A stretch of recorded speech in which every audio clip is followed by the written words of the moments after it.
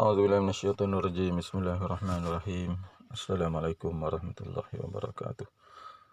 Tafsir surah Hud ayat yang ke-28. Firman Allah Subhanahu wa taala, a'udzubillahi minasyaitonirrajim.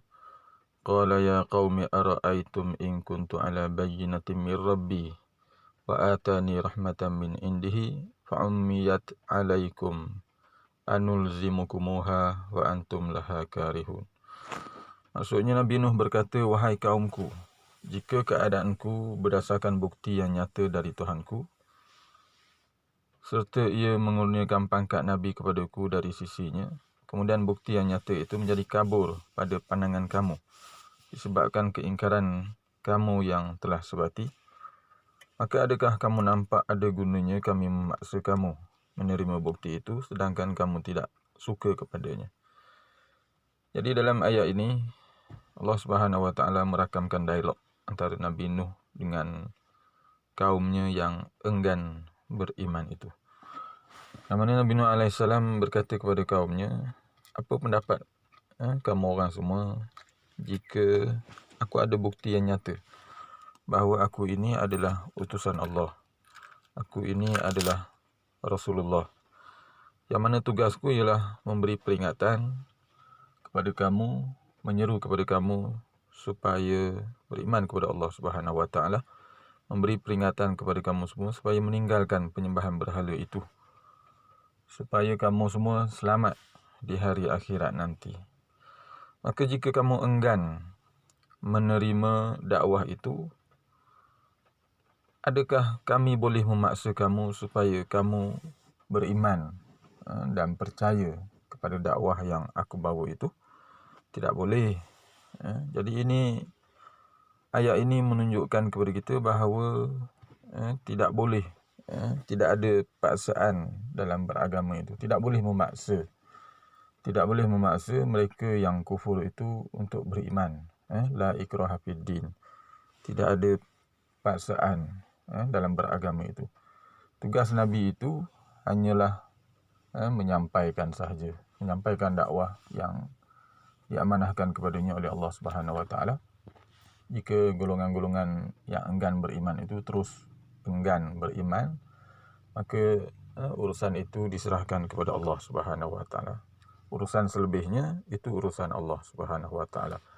Tugas Nabi ialah menyampaikan dakwah, menunjukkan bukti mukjizat yang diberikan oleh Allah Subhanahu wa taala tentang kenabiannya. Jika mereka enggan beriman, urusan mereka itu selebihnya diserahkan kepada Allah Subhanahu wa taala. Firman Allah lagi, wa ya qaumi la as'alukum alaihi mala in ajriya illa 'ala Allah wa ma ana bitaridil ladzina amanu innahum mulaqu rabbihim walakinni araukum qauman tajhalun.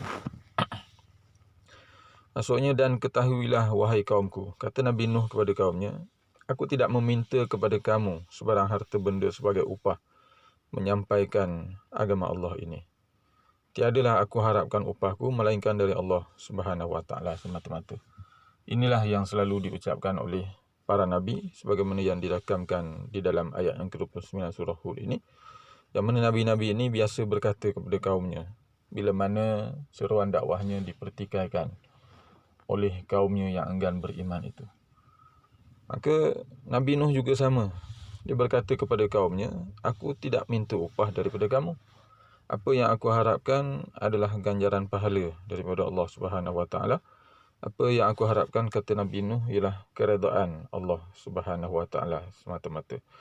Dan aku tidak akan menghalau orang-orang yang beriman sebagaimana yang kamu minta itu. Jadi di sini, kenapa Nabi Nuh berkata begitu?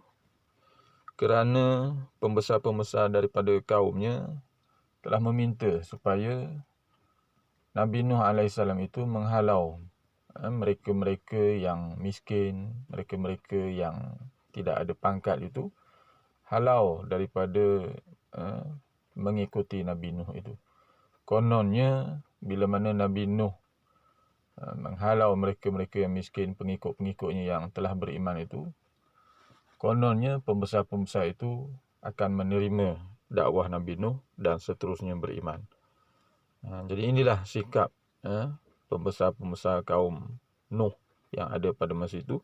Mereka meletakkan syarat untuk beriman jika tidak ada orang miskin, orang yang tidak berpangkat itu di sisi Nabi Nuh. Maka kata Nabi Nuh, aku tidak akan menghalau orang-orang yang beriman itu, kerana sesungguhnya mereka akan menemui Tuhan mereka pada hari akhirat kelak.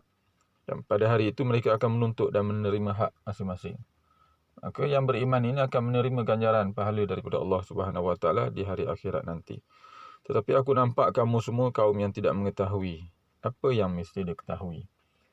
Maksudnya kata Nabi Nuh kepada kaumnya, kamu ni tak erti ni. Maksudnya mereka yang enggan beriman itu, dia tidak memahami bahawa Allah Subhanahu Wa Taala tidak menilai pangkat. Allah Subhanahu Wa Taala tidak menilai kedudukan.